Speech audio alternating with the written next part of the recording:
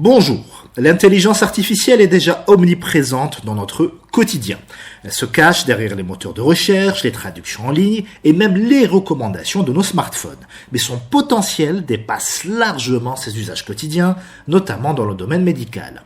Les applications de l'IA en médecine sont vastes et prometteuses. D'abord, l'IA s'avère un allié précieux pour le diagnostic et la prédiction des risques. Les algorithmes peuvent analyser rapidement et précisément des volumes massifs de données, aidant ainsi les médecins à poser des diagnostics plus fiables et à anticiper les risques pour les patients. Dans les hôpitaux, l'IA est déjà intégrée dans de nombreux processus. Aux hôpitaux universitaires de Genève, par exemple, l'IA aide à gérer les dossiers patients numérisés et à optimiser les interactions médicamenteuses et même à améliorer les diagnostics en radiologie et en pathologie clinique. Ça laisse rêveur.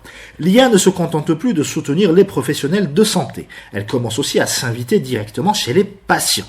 Des applications permettant à chacun de décrire ses symptômes et d'obtenir un premier avis médical aident ainsi à décider si une consultation est nécessaire ou pas.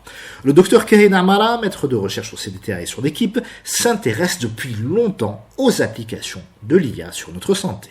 On a plusieurs projets. Le but, c'était de concevoir un système basé sur l'interaction dédié à l'apprentissage des enfants autistes en utilisant l'interaction gestuelle et vocale. Donc la reconnaissance gestuelle et vocale. L'enfant est là devant son écran ordinateur ou bien devant sa tablette et il est en train d'interagir et de faire son exercice, soit de couleur ou bien suivant. Ça ne risque pas de l'isoler davantage? Bien sûr, mais on a défini une contrainte de temps, donc automatiquement l'enfant se déconnecte en cas où il n'est pas assisté par son éducatrice ou bien ses parents ou bien. Donc il y a la contrainte du temps, donc on a défini.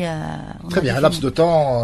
C'est un des projets. On a d'autres projets vraiment versés IA. C'est par rapport, comme j'ai cité, par rapport à la segmentation de la tumeur cérébrale, le cancer du sein, l'estimation de la pose de la tumeur, ainsi que le fameux projet du Covid, donc la segmentation des lésions pulmonaires dues au Covid. C'est de l'application pure de l'intelligence artificielle et des modèles deep learning pour l'aide au diagnostic ainsi que la formation médicale pour les étudiants en médecine. L'intelligence artificielle est donc un puissant levier pour améliorer la qualité des soins et la recherche médicale. Cependant, elle doit être utilisée avec prudence, évaluée rigoureusement et encadrée pour garantir qu'elle bénéficie à tous sans déshumaniser la médecine.